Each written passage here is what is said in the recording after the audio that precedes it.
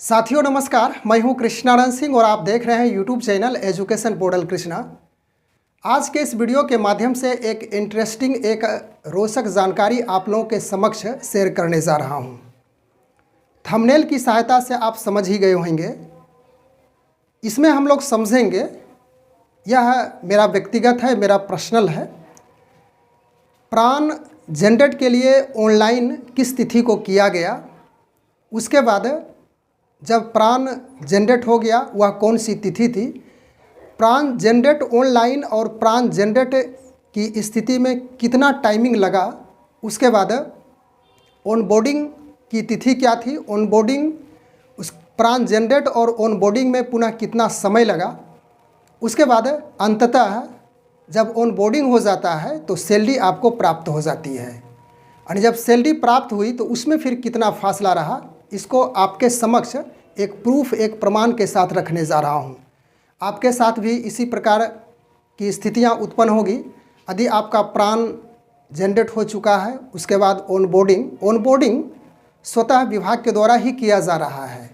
जब ऑनबोर्डिंग हो जाएगा तो समझ लीजिए कि विशिष्ट शिक्षक के रूप में, यानी कि जो राजकर्मी बनेंगे, तो ट्रेजरी से जो आपका सैलरी आपके अकाउंट पे आएगा वह शो करने लगेगा।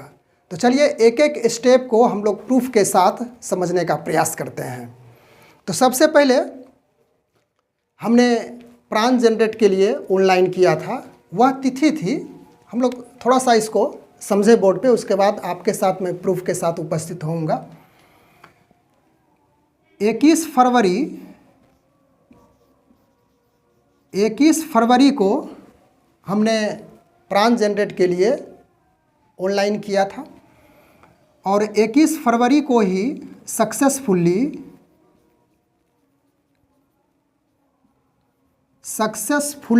सबमिट हो चुका था।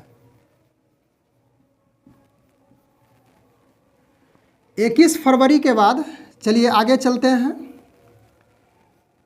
1 मार्च को फिर उसी तरह से सक्सेसफुल्ली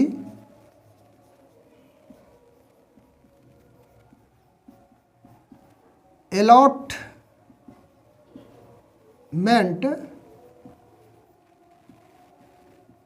प्राण नंबर,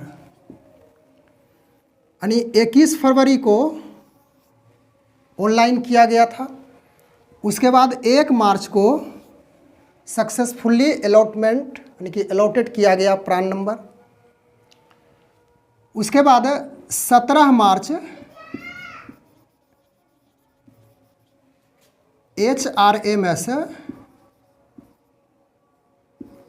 ऑनबोर्डिंग,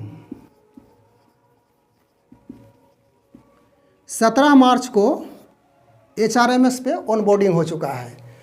अब आपका भी सक्सेसफुल्ली प्राण नंबर प्राप्त हो चुका है, अलॉटमेंट हो चुका है। तो उस स्थिति में हमने इस पे एक वीडियो बनाया है। यदि आप उस वीडियो को देखे हैं तो ठीक है, नहीं देखे हैं या तो आपको इस बात की जानकारी है कि किस प्रकार से चेक करेंगे कि HRMS पर ऑनबोर्डिंग हो चुका है, तो उस वीडियो का लिंक इस वीडियो के डिस्क्रिप्शन बॉक्स में मैं दे दूंगा, आप चाहे तो देख सकते हैं। चलिए आगे बढ़ते हैं। इसके बाद 19 मार्च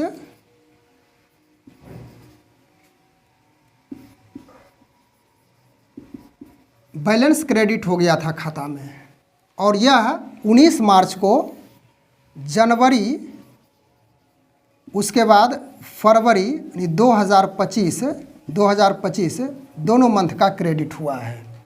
इसे हम लोग प्रूफ के साथ देखेंगे। तो चलिए सबसे पहले हम लोग इसको समझें कि 21 फरवरी और 1 मार्च है, इसमें कितने का अंतराल है, यानी कि इसमें देख लीजिए 7 दिन का अंतराल है। इस दोनों में 7 दिन का 7 डेज।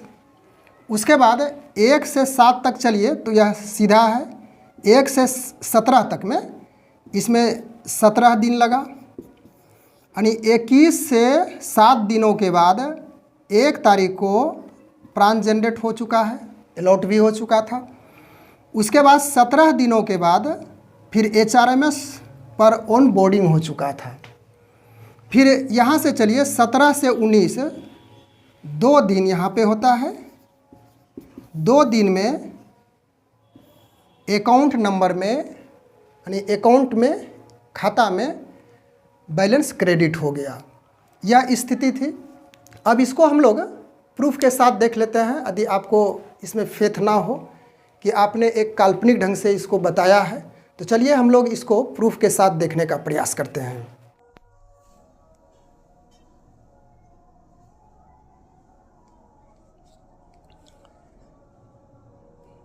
इस पार्ट को देखिए, आपको स्क्रीन पे दिख रहा होगा। ENPS अलॉट 21 फरवरी है यहाँ पे। उसके बाद 21 फरवरी, dear subscriber welcome to 14 government, यहाँ पे देखिए योर रिक्वेस्ट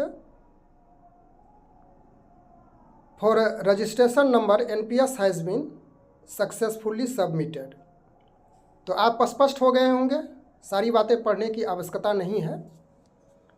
21 फरवरी को हमने ऑनलाइन किया था, सक्सेसफुली सबमिटेड हो गया था। इसके बाद आगे चलिए, यहाँ पे देखिए, यह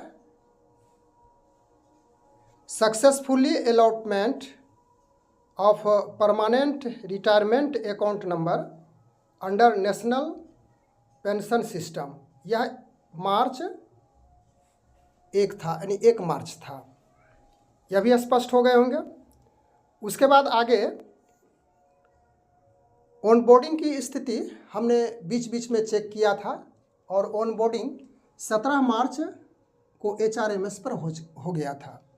उसके बाद आपको 19 मार्च जो क्रेडिट हुआ उसको मैं दिखा देता हूँ। सबसे पहले यहाँ पे देखिए, डियर कस्टमर 35,720 रुपया क्रेडिट ऑन ये हुआ था, और यह बांका ट्रेजरी ऑफिस से था। उसके बाद तो इस प्रकार से अब आप स्पष्ट हो गए होंगे कि जब इस स्थिति में जो टाइमिंग लगती है क्रेडिट होने में, हो सकता है किसी को ज़्यादा लगा हो, लेकिन जो हमारे साथ घटित हुई प्राण ऑनलाइन करने के बाद जनरेट होने में, ऑनबोर्डिंग में, उसके बाद क्रेडिट होने में, तो उसको मैं स्टेप बाय स्टेप चरणशः बताने का प्रयास किया। और किसी का ज़्यादा भी हो सकता है, किसी का इससे भी कम लग सकता है। चलिए, बस आज के वीडियो में यही छोटी सी जानकारी लेकर के उपस्थित हुए थे।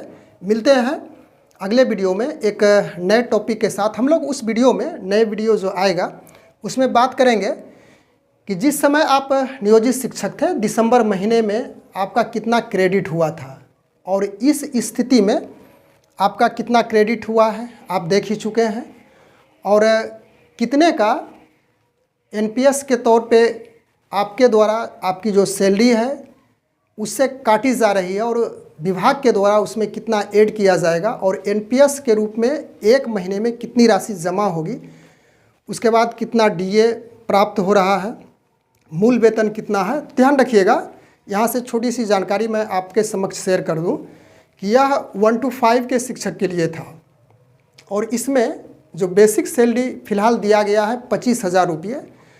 उसके बाद विभाग के द्वारा पत्र के द्वारा कहा गया था कि जो शेष बचेगा, यानी कि वेतन प्रोटेक्शन की बात भी कही गई है, और जो शेष राशियाँ होगी उसे बाद में जब पे फिक्सेशन होगा, यानी कि वेतन संधारण होगा, वेतन का निर्धारण होगा, तो उसमें बाद में दिया जाएगा। और आने वाले भविष्य में क्या होता है उसे तो हम लोग देख ही रहे हैं, उसके बाद देखते चलेंगे क्या होता है। उसके बाद जितनी भी जानकारियाँ होगी आपके समक्ष, जो महत्वपूर्ण जानकारियाँ होगी उसको रखने का मैं प्रयास करूँगा। बस आज के वीडियो में इतना ही। Thanks for watching, good bye.